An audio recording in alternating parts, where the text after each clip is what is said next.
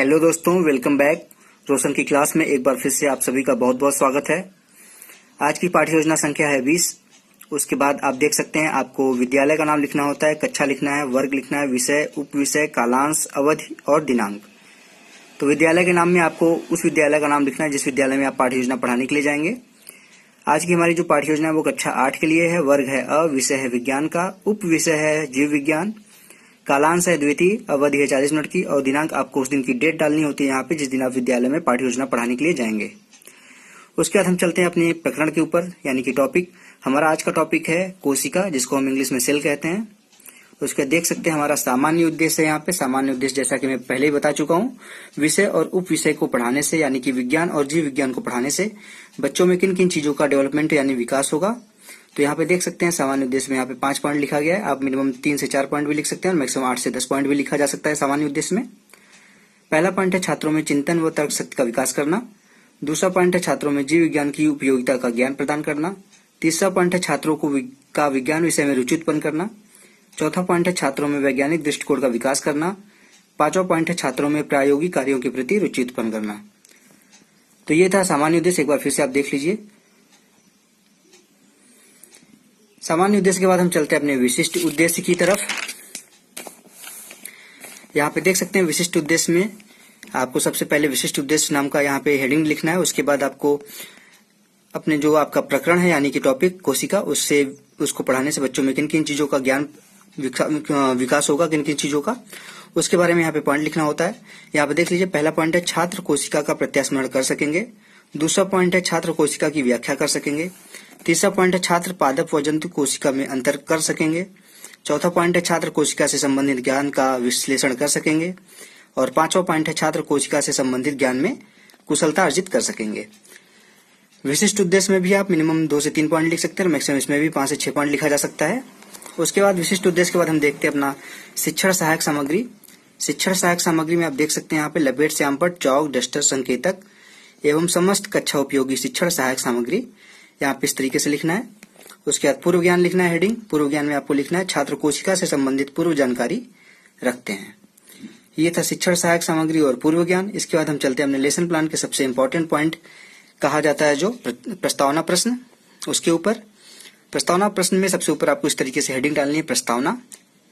उसके बाद आपको कॉलम बनाना है 3 यहाँ पे। पहला कॉलम बनेगा क्रम संख्या का, दूसरा कॉलम बनेगा छात्राध्यापक कथन यानी कि शिक्षक जो अगर टीचर मेल है तो, अगर फीमेल है तो यहाँ पे छात्राध्यापिका कथन हो जाएगा।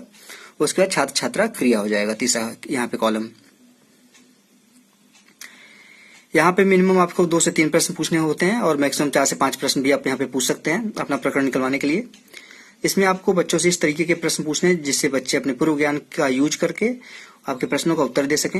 यहाँ पे पहला प्रश्न है भवनों का निर्माण किसके द्वारा होता है। तो बच्चे बताएंगे छात्र छात्रा क्रिया में आपको लिखना है ईंट, पत्थर, सीमेंट आदि से। दूसरा पॉइंट है ईंट को जोड़कर किसका निर्माण किया जाता है। तो बच्चे बता देंगे भवन का।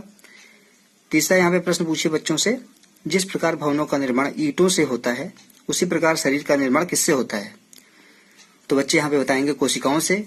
फिर यहाँ पे चौथा प्रश्न यहाँ पे पूछिए, लास्ट प्रश्न यहाँ का, कोशिका किसे कहते हैं। तो इसका उत्तर बच्चे नहीं दे पाएंगे, तो ये समस्यात्मक प्रश्न हो जाएगा, वो मौन रहेंगे। तो यहाँ पे समस्यात्मक प्रश्न लिख दीजिए छात्र छात्रा क्रिया में। इसी के साथ यहाँ पे देख लीजिए प्रस्तावना प्रश्न यहाँ पे समाप्त होता है। एक बार आपको फिर से मैं पूरा दिखा देता हूँ पास से। प्रस्तावना प्रश्न के बाद हम चलते हैं अपने उद्देश्य कथन की तरफ। उद्देश्य कथन में आपको लिखना है, अच्छा तो बच्चों आज हम कोशिका पाठ का विस्तार पूर्वक अध्ययन करेंगे। तो ये था हमारा प्रस्तावना प्रश्न और उद्देश्य कथन। अब इसके बाद हम चलते हैं अपने प्रस्तुतिकरण की तरफ।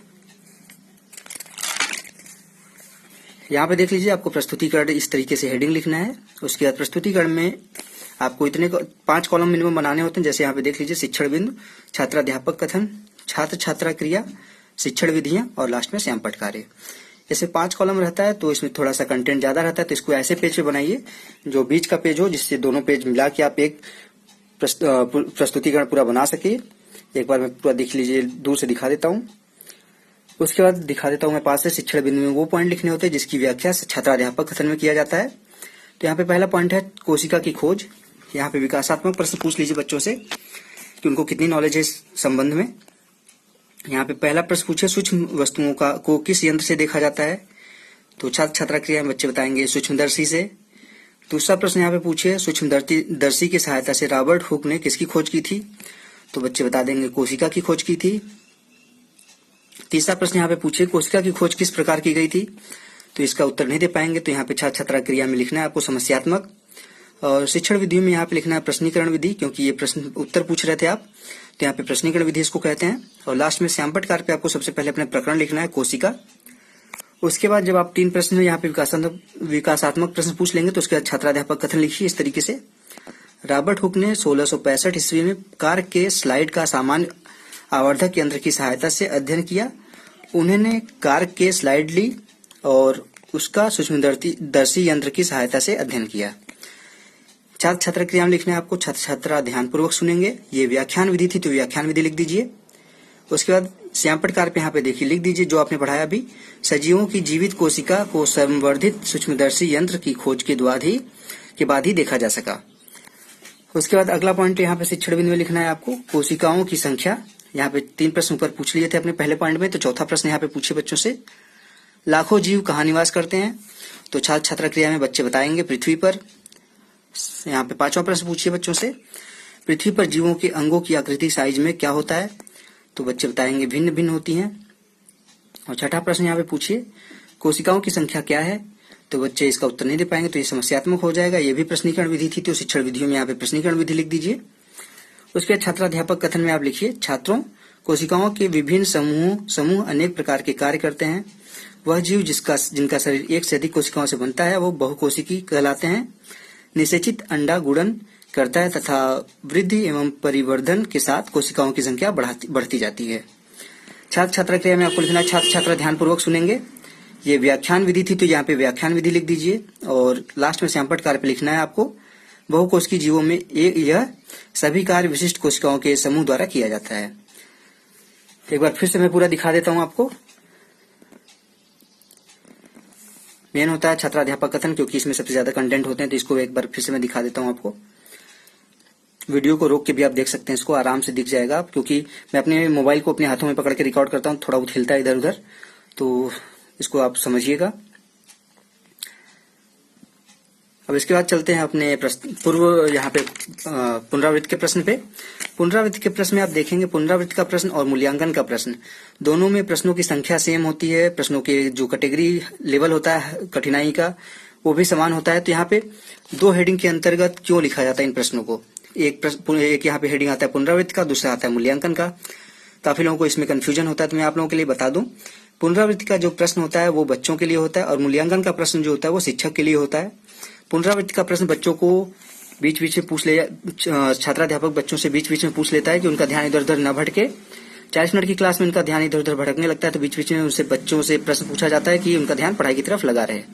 तो यहाँ पे देख लीजिए मिनिमम 1 से 2 प्रश्न पूछ सकते हैं, मैक्सिमम 3 से 4 प्रश्न भी पूछा जा सकता है। यहाँ पे पहला प्रश्न यहाँ पे कोशिका की खोज किसने की थी, और दूसरा प्रश्न है कोशिकाओं की संख्या में क्या निश्चित होता है। पुनरावृत्ति के प्रश्न के बाद हम चलते हैं अपने मूल्यांकन के प्रश्न की तरफ। जैसा कि मैंने पहले बताया, मूल्यांकन का प्रश्न होता है शिक्षक के लिए। शिक्षक यानी कि छात्राध्यापक छात्राध्यापिकाएं अपना मूल्यांकन करते हैं कि आज 40 मिनट की क्लास में जो बच्चों को पढ़ाया गया वो कितने अच्छे तरीके से बच्चों को समझ में आया है। तो इससे जो छात्राध्यापक है उसके पढ़ाने के तरीके का मूल्यांकन होता है। अगर बच्चे उसके पूछे गए प्रश्नों का सभी प्रश्नों का उत्तर दे देते हैं तो उसके पढ़ाने का तरीका अच्छा है। बट अगर बच्चे किसी भी प्रश्न का उत्तर नहीं देते हैं तो छात्राध्यापक या फिर छात्राध्यापिका को अपने पढ़ाए गए जो तरीके हैं उसके टेक्निक है उसको थोड़े बहुत बच्चों के हिसाब से चेंज करने की जरूरत है। यहाँ पे भी आप मिनिमम 1 से 2 प्रश्न पूछ सकते हैं, मैक्सिमम 3 से 4 प्रश्न पूछ सकते हैं। यहाँ पे प्रश्न है पहला, सूक्ष्म जीवों को किस यंत्र से देखते हैं, और दूसरा प्रश्न है कोशिकाओं की संख्या क्या है। अब मूल्यांकन के प्रश्न के बाद अंत में आता है हमारा गृह कार्य यानी कि होमवर्क। होमवर्क में बच्चों को बोला जाता है कि ये मैं प्रश्न दे रहा हूँ उसको घर से करके आपको लाना है। इसमें आप जितना पढ़ाएंगे उसके हिसाब से प्रश्न दे सकते हैं, 1 प्रश्न भी दे सकते हैं, 3 से 4 प्रश्न भी दे सकते हैं। यहाँ पे पहला प्रश्न है, एक ही प्रश्न है, कोशिका की खोज किस प्रकार हुई संक्षेप में लिखिए। तो इसी के साथ गृह कार्य के समाप्त होने पे हमारा आज का लेसन प्लान भी समाप्त हो जाता है। आशा करता हूँ आज का लेसन प्लान आपको पसंद आया होगा। अगर आज की वीडियो आपको पसंद आई तो प्लीज इस वीडियो को लाइक कर दीजिएगा, जिससे मुझे भी मोटिवेशन मिल सके, मैं आपके लिए और भी मेहनत कर सकूं, अच्छी अच्छी वीडियो बना सकूं। और अपने दोस्तों के साथ इस वीडियो को शेयर करिए और उनसे बताइए कि रोशन की क्लास पे आपको सभी प्रकार के लेसन प्लान मिल जाएंगे, सभी सब्जेक्ट के, सभी क्लास के। और अगर नहीं भी मिलता है कोई भी यहाँ पे वीडियो आपके प्रकरण के हिसाब से, तो मुझे कमेंट बॉक्स में बताइए। मैं जल्दी से जल्दी 24 से 48 घंटे के अंदर उस वीडियो को अपने चैनल के माध्यम से आप तक पहुंचाने की कोशिश करूंगा, जिसके लिए बस आपको इतना करना है कि रोशन की क्लास यूट्यूब चैनल को सब्सक्राइब करना है और साथ ही साथ बेल आइकन यानी कि घंटे के बटन को दबाना है। तो दोस्तों मिलते हैं अपनी नेक्स्ट वीडियो में, तब तक के लिए धन्यवाद।